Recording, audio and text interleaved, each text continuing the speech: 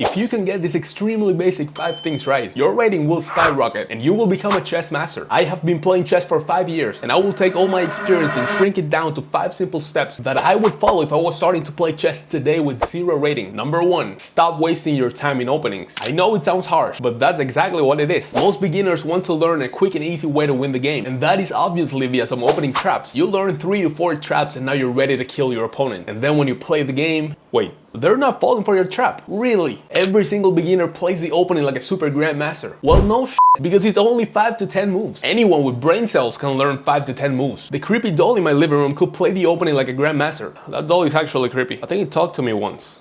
Anyway, everyone plays a great opening, but as soon as the opening stage is over, then your real strength will show and you will blunder your bank account. To prove that the opening is shit and you shouldn't put too much time into it, I'm gonna play a game with the worst opening in chess history and still win the game. Alright, so we're playing against 1500 and we're gonna play the Bon Cloud. Yes sir, king to e2 coming up. This is the worst opening in chess history. Let's go king to e2. Now the plan is to bring the king to g1 somehow. Knight there, okay, he wants to give me a check. I don't think I'm too concerned about that. Knight to d4, I just go back to e1. That's not really scary. And then we're gonna try to bring the king to g1. What's the fastest way to do that? Let's go pawn to g3, bishop g2, rook to e1 and king to f1. I think that's gonna be my plan. It looks very solid. Let's go rook to e1 and king to f1 on the next move. Knight to g6, wow. That is a weird looking move. Let's go bishop to g5, developing the bishop. Bishop e7, okay, he wants to trade. Am I interested? I don't think so. Let's go bishop to e3 and then king to f1. If he castles, no, he doesn't castle. Okay, let's go king to f1. He takes on f1, I just take back with the bishop and this is all good. Knight to e5, maybe attacking this bishop, I just drop back.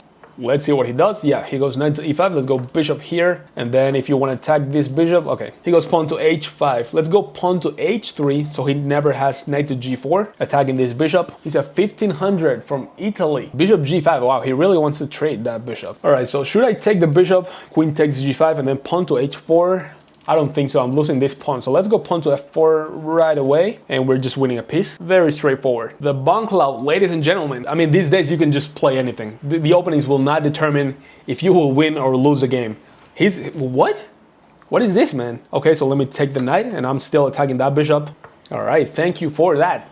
Now, I don't want to take that. Or do I? Yeah, I think I'm going to take that pawn and then go pawn to g4. And now I have this massive pawn storm coming up. And it looks very good for me. Okay, queen there.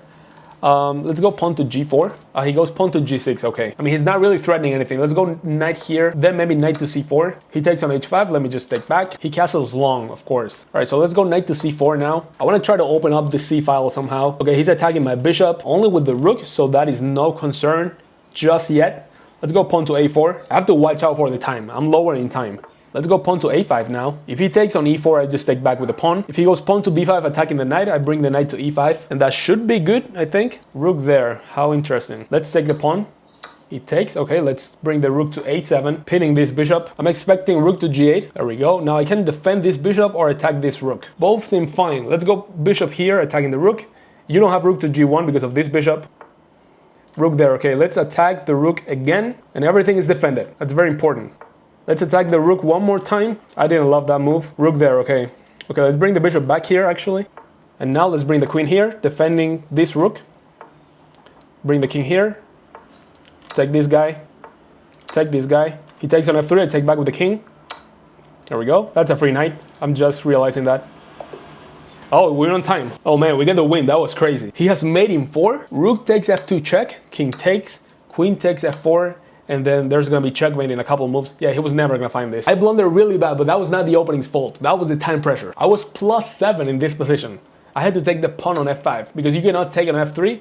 Otherwise, your queen would fall. So you're just losing the bishop. That's crazy. The opening doesn't matter if you're not at least 2000. You can play anything you want and still win the game. Number 2, stop analyzing your games with the engine, at least at first. The idea is that you force your brain to find the good and bad moves. If you lost the game, well, obviously you did something wrong. Okay, now try and find it. In a real game, you don't have the engine with you, unless, well, you know, it's only you and your brain, so make it work properly. Number 3, no more than 5 puzzles a day. You are most likely not a grandmaster, so 90% of your games are decided by a blunder, either by you or your opponent. But you gotta stop doing 100 puzzles once a week. That doesn't do anything. Imagine you go to the gym once a month, so you do 30 days worth of workout in a single day. Do you really think you're gonna grow that much? F No, the muscles need to rest in order to grow. And the brain is a muscle. Not really, it's an organ, but it works like a muscle. And only the progressive and consistent work will help you develop the muscle memory and pattern recognition skills to become a puzzle master. And in case you don't know, the easiest way to determine if there's a puzzle or not in any position in the planet is to ask yourself, is there a check?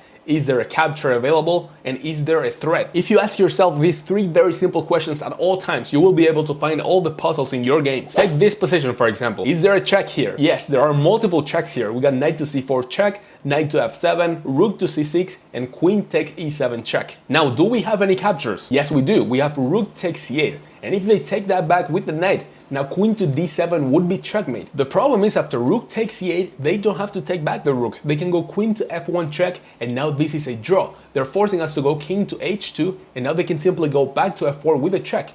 And if you try to go to g1, now there's queen takes d4 with a check and taking the knight on the next move. And the last question is, do we have a threat here? Yes, the threat is a royal fork, which can be created after queen takes e7, sacrificing the queen, forcing the king to take on e7, and now knight to g6 with a royal fork, and we just won a piece for free. Number 4, always try to play with higher rated opponents. You are most likely gonna lose all the games, but you will learn so much more from these games. How would you get better? If you play basketball with your neighbor Steve for a month, or if you play basketball with Michael Jordan for a month. Of course, the second option will teach you more. How is that even a question? And believe me, you will not score a single point versus Jordan during that month. But the human brain is extremely effective at adapting to different and more difficult environments. So you will straight up be learning by losing all those times. And the next time you play with Steve, it's gonna feel like he's having a stroke. Number 5, if you ask any chess master in the planet about their favorite chess book, 9 out of 10 will name you this one. You don't even need to buy it. I will leave a link with a free PDF version down below and an Amazon link in case you do want to buy the actual book. The first thing any chess master will tell you is this book is not for you. It is not your level. And even though that's true, that is exactly what we're looking for. This book is full of endgame positions. It starts off pretty easy, but it gets harder by the second. I read like 20 pages of this book during the pandemic, and then my rating online went from like 900 to 1400 in about a week. I'm not even exaggerating. That is the exact reason why I got this book back then. I was Googling every single day how to get better at chess, and everyone was mentioning that shit. So I just got it and fell in love with it because this shit is magical. You will reach the endgame like 10% of your games. So why the heck are we reading a book of endgames if it doesn't happen that often? Well, this book will actually improve your calculation abilities in every stage of the game, because an endgame is forcing you to think more than a couple of moves ahead. So what you actually have to do is set up the position, think about some different variations, and pick the one you like the most. Then you go back to the book and you see the answer to confirm if yours was correct or not. It has a full explanation about every position. Say we take this position for example, pretty famous position. I already know the answer to this one, but it is why to move here. Pause the video if you want to try to find it. I'm covering the answer with this thing. It's right below the board. Alright, so if we go king to e6, attacking their pawn,